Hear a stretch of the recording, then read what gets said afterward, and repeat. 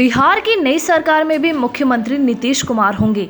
पिछली बार जब जदयू और राजद साथ आए थे तब तेजस्वी को डिप्टी सीएम बनाया गया था, लेकिन इस बार उनकी पत्नी राज्यश्री को डिप्टी सीएम बनाने की चर्चा है।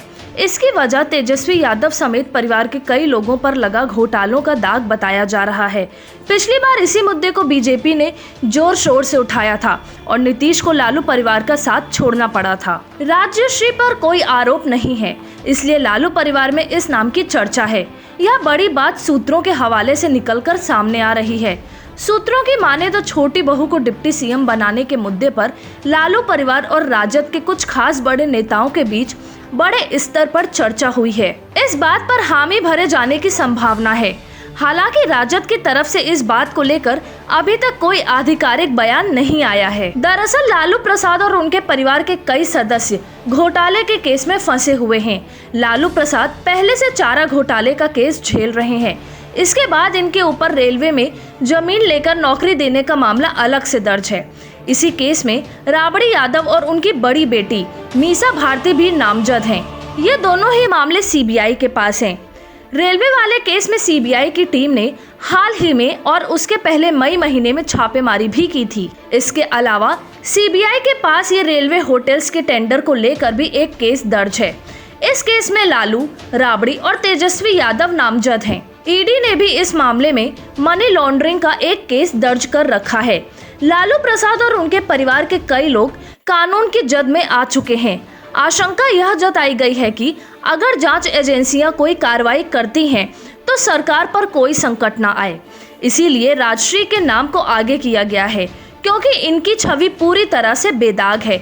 इन पर कोई केस नहीं है। सूत्र यह बता रहे हैं कि केंद्र सरकार बिहार में हर पल बदल रही राजनीति को लेकर अपनी गहरी नजर बनाए हुए हैं। सरकारी एजेंसियों के जरिए पिछले 3 दिनों से अंदर खाने की हर खबर केंद्र सरकार तक पहुंच रही है। जदयू राजद की हर गतिविधि पर केंद्र की नजर है। यह पता राजद और आरजेडी को भी है, इसलिए यह फैसला लिया जा सकता है। इसके पहले लालू यादव जब चारा घोटाले में फंस गए थे तो उन्होंने अपनी पत्नी राबड़ी देवी को आगे किया था। वरिष्ठ नेताओं को दरकिनार करके राबड़ी देवी का सीएम पद के लिए नाम प्रस्तावित कर दिया था। इसलिए संभावना है कि राजश्री को डिप्टी सीएम बनाया जा सकता है। 9 दिसंबर 2021 को तेजस्वी यादव ने रेचल के साथ शादी की थी। दिल्ली के साकेत स्थित मीसा भारती के सैनिक फार्म हाउस पर विवाह समारोह हुआ। पहले दोनों की सगाई हुई, उसके बाद परिवार के सामने तेजस्वी रेचल ने अग्नि के 7 फेरे लिए।